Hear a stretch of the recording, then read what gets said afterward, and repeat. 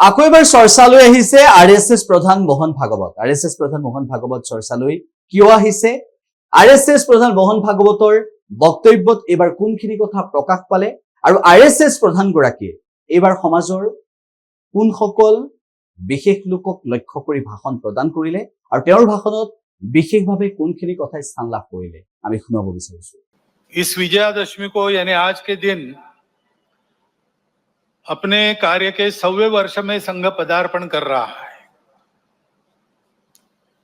इसीलिए शायद आज के उत्सव को देखने के लिए समय से पहले ही पर्जन्यराज भी उपस्थित हो गए और इसलिए स्वयंसेवकों को थोड़ी देर खड़ा रहना पड़ा। विशेष महत्व का वर्ष इसलिए भी है, पिछले वर्ष इसी पर्व पर हमने महारानी दुर्गावती जी का स्मरण किया था उनके गुणों के लिए। ऐसा ही दूसरा एक सच्चरित्र पुण्य श्लोक अहिल्याबाई होळकर, उनकी ये 300वीं जन्म जयंती चल रही है। एक उत्कृष्ट राज्यकर्ता जिसकी शील संपन्नता का आदर्श सबके सामने हो, ऐसे एक महिला अत्यंत विपरीत परिस्थिति में राज्य चलाती है, रणनीति के कौशल का परिचय देती है, अपने राज्यों को संभालती ही है, परंतु अखिल भारतीय दृष्टि होने के कारण सारे देश में धर्म संस्कृति का उत्थान हो, इस दृष्टि से जगह जगह मंदिर बनवाती है, घाट बनवाती है, धर्मशालाओं का पुनरुज्जीवन करती है।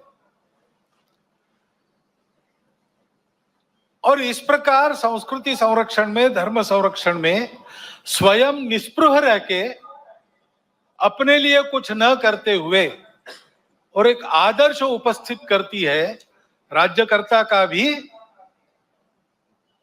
और भारतीय नारी के कर्तृत्व का एक फिर प्रतीक ऐसा उनके जीवन के निमित्त हमारे सामने खड़ा होता है, उनका हम स्मरण करते हैं।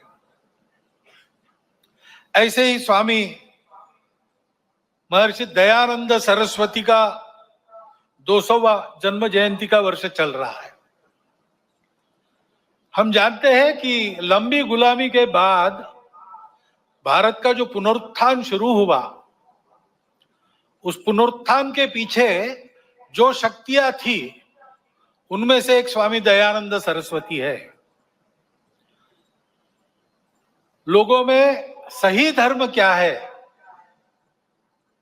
उसका सत्य प्रकाश उनके बुद्धि में जाए, अपने मूल को समझकर काल सुसंगत धर्म का आचरण वो करे और अपने लिए स्वतंत्रता प्राप्त कर ले।